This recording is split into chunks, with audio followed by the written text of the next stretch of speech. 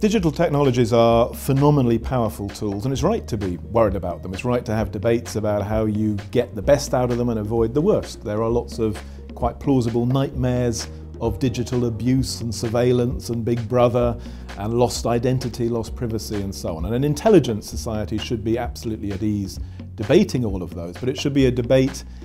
infused by confidence that we can come to the right answers, just as I think we did come to the right answers about other technologies like electricity or the car, which again had their bad sides as well as their good sides. I think as well as having a mature, confident debate about the dark and the light, if you like, I think there's perhaps one or two more fundamental issues we've got in the next few decades. I think one of the biggest ones is about power in the digital economy. And increasingly you see the innovators, the creators involved in digital space getting more and more worried at the extraordinary concentration of power which has happened in a few organizations, particularly the big service providers, platforms, the Facebooks, Googles, etc. They haven't sought power, but they've become hugely powerful globally and haven't yet worked out how they should be held to account, how they should be trusted to use that power well, how they should be trusted not to abuse things like personal privacy. And those companies, perhaps because they assume they were on the side of the good, have been very, very slow to understand that with power comes responsibility and accountability. And if they get that wrong, there will be a huge backlash against them, which will probably be in the end bad for them, but also bad for us. I think in the medium term we will need new settlements, new constitutional settlements. In a way, this is what's being driven by things like the Pirate Party across Europe, which is getting a big share of the vote, particularly from young people,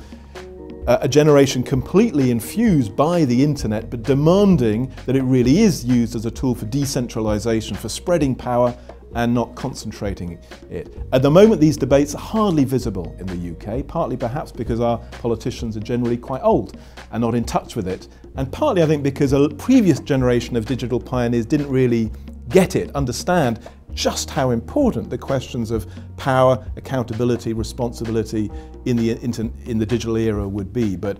I'm absolutely certain in the next 10, 20 years this will dominate much of political debate across the world. Well, all over the world at the moment there's a great debate about the role of governments in the internet, with many countries' governments trying to, in a sense, gain more control over this medium which they played no role in creating. And the summit in Doha recently was part of that. In China, the government employs tens of thousands of people to control internet content. And the battle to protect internet freedom and actually to stop both big governments but also big business collaborating with big governments from constraining really the underlying freedom of the internet is going to be a great issue of our times. I think the question of how you protect children is always going to be slightly different in nature, and quite clearly is right to want government to be as uninvolved as possible in family life, in children's life, and that's always been the tradition in this country, that these should be essentially private matters, and adults and parents, teachers should be empowered to make wise judgments about when it's appropriate to protect children and when it's not. But as we've seen in so many other fields, from paedophilia to Criminal Records Bureau checks in schools, this will always be a balancing act, and if that kind of self-regulation is seen to fail, and if there are clear problems of protection, we shouldn't be surprised that people look to parliaments and governments to step in and set new rules. But that's always got to be thought of as the last resort, not as the automatic default, because the great strength of the internet from its inception was its capacity to be a space of freedom. And that's above all what we should try and cherish.